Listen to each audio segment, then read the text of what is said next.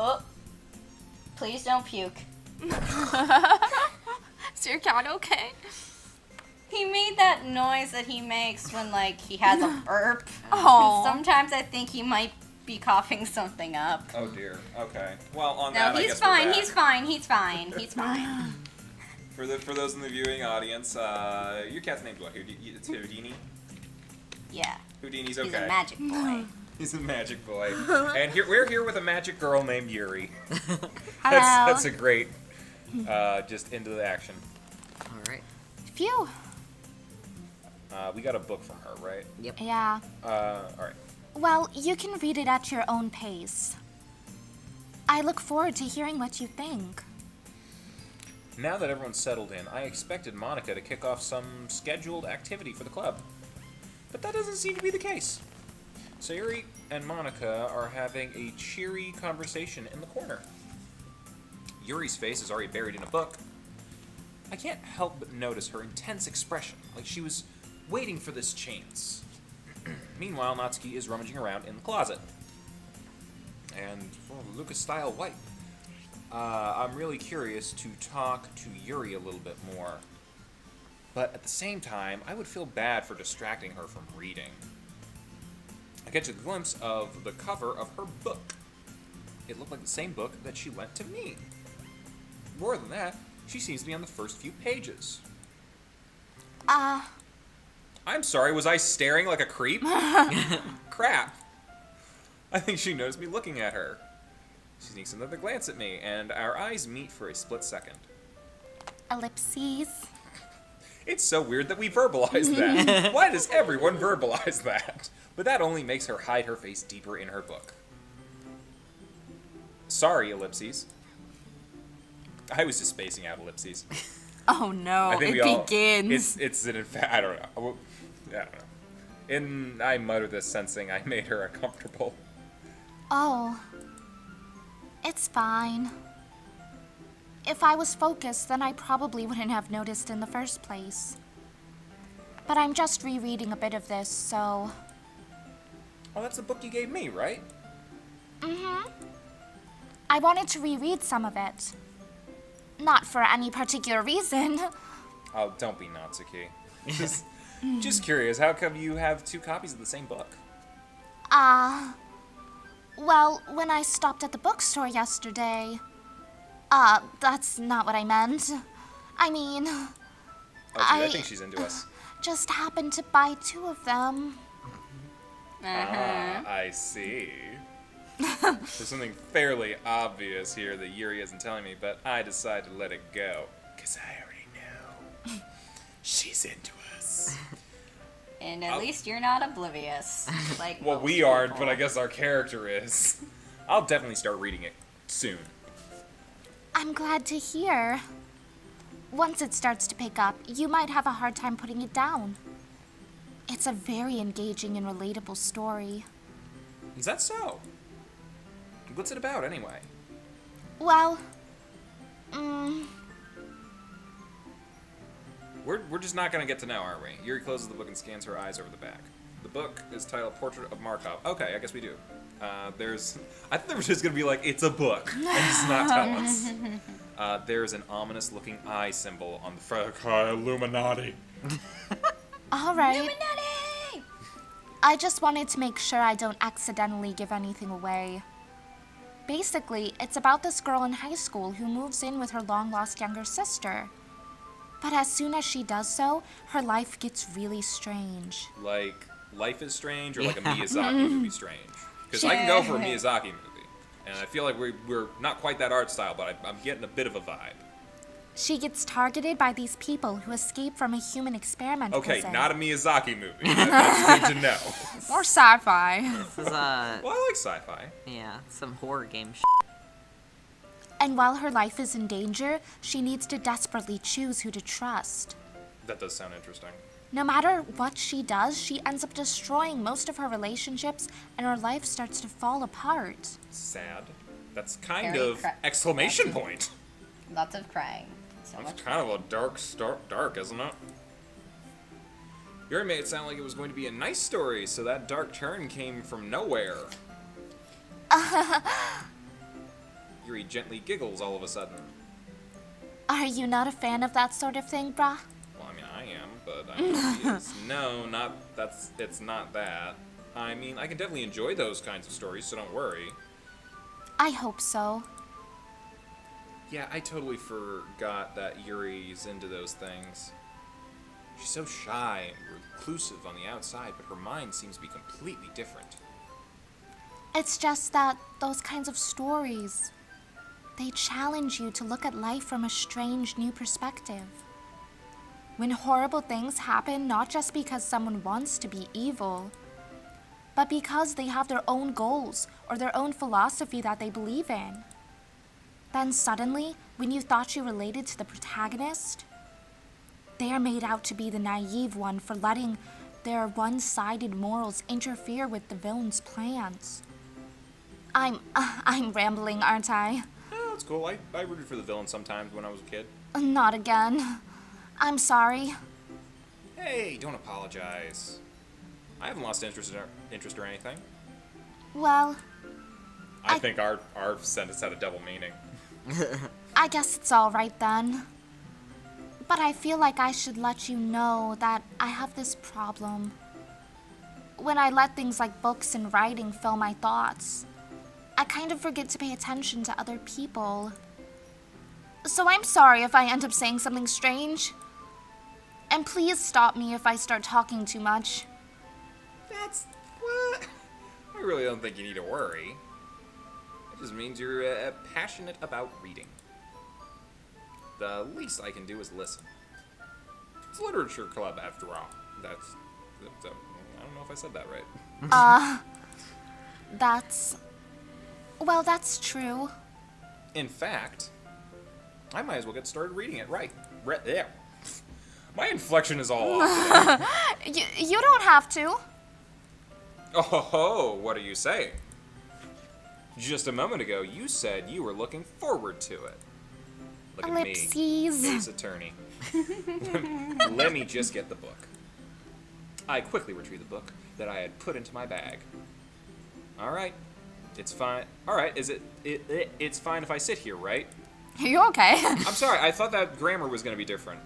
I slip into the seat next to Yuri's. Yeah. Are you sure?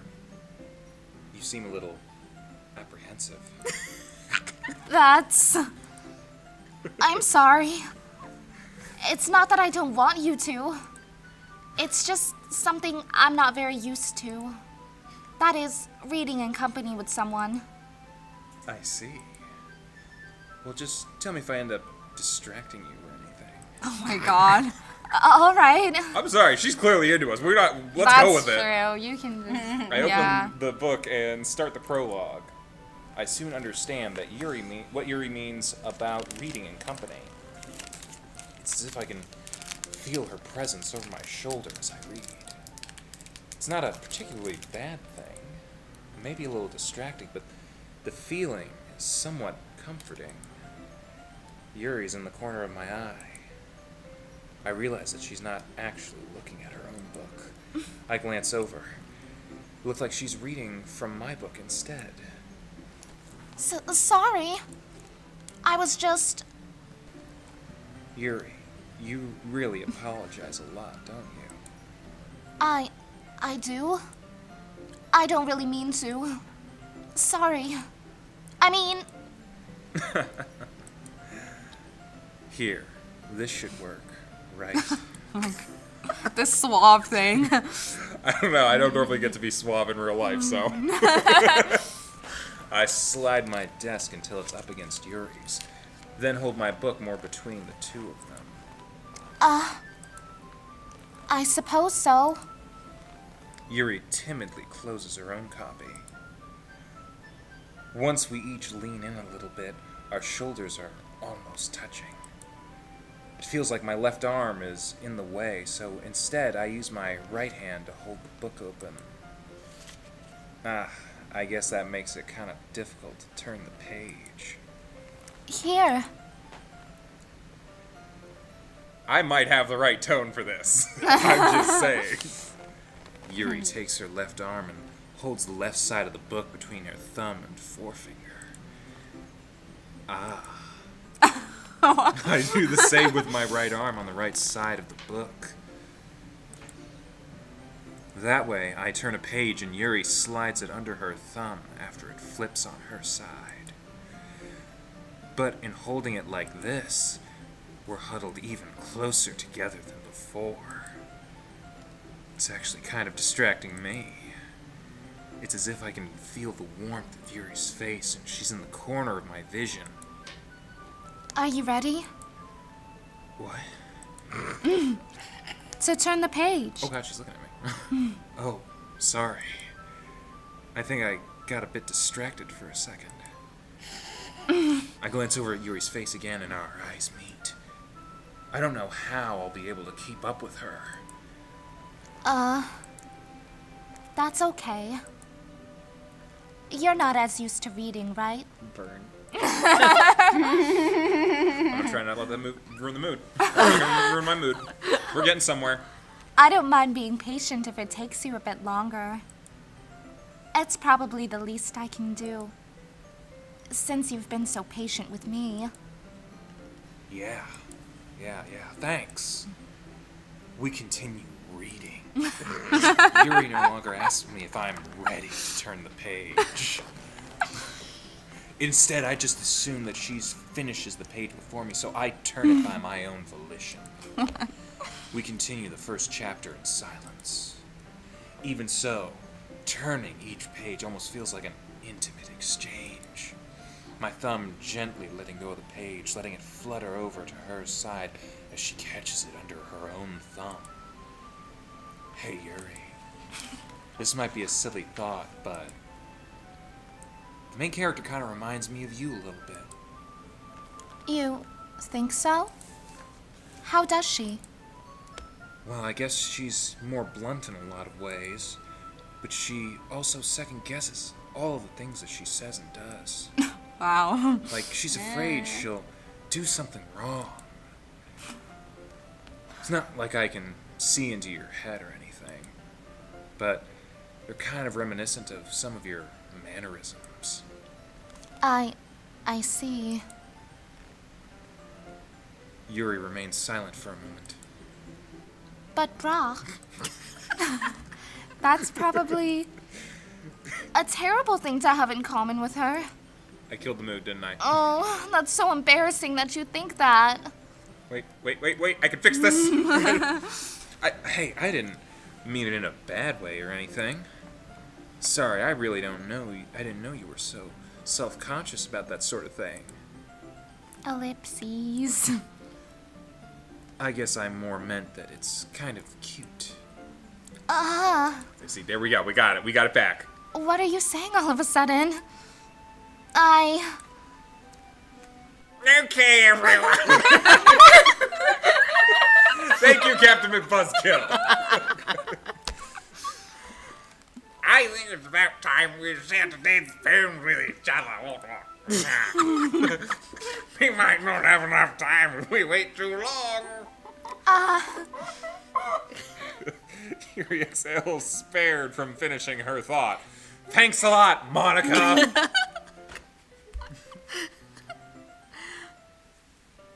Is that all right, Yuri? You look kind of down. I'm sorry if you haven't been looking forward to this. It's not. It's fine. Yeah, I'm sorry, I'm a block.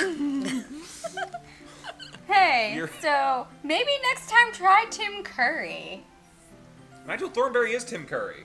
Yeah. Not quite. Not quite. All right.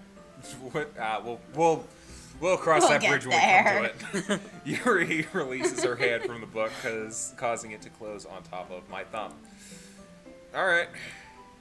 I guess I'll do some more reading tonight. We know what that means.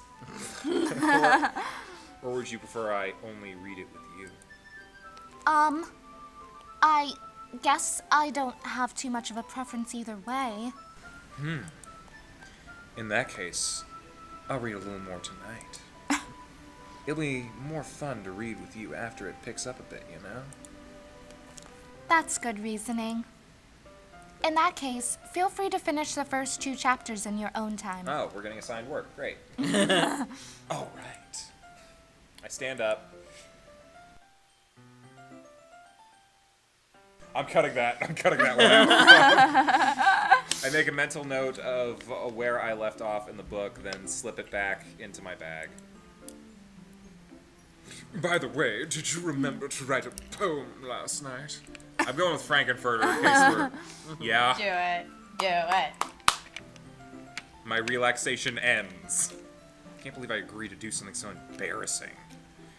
I couldn't really find much inspiration since I've never really done this before. Do we want to do the poems in the next video? Or do we have... Well, let's get up to that point and then just start with it, I guess. Okay. Well, now that everyone's ready, why don't you find someone to share with? I can't wait. Sayuri and Monica enthusiastically pull out their poems. Sayuri is on a wrinkled sheet of loose leaf torn from a spiral notebook. I got the hiccups. Oh no. On the other hand, Monica wrote hers in a composite notebook. Or composition. I can already see Monica's pristine handwriting from where I sit. Natsuki and Yuri reluctantly comply as well, reaching into their bags. I do the same myself. And I think we're gonna cut it here. And oh my God, it's a choice. It's a game. We found the game. All right. And for those of you at home, you are now part of the game. Yes. And with that, we will cut it here. Everybody say goodbye. And good night. Goodbye. Whatever. Night.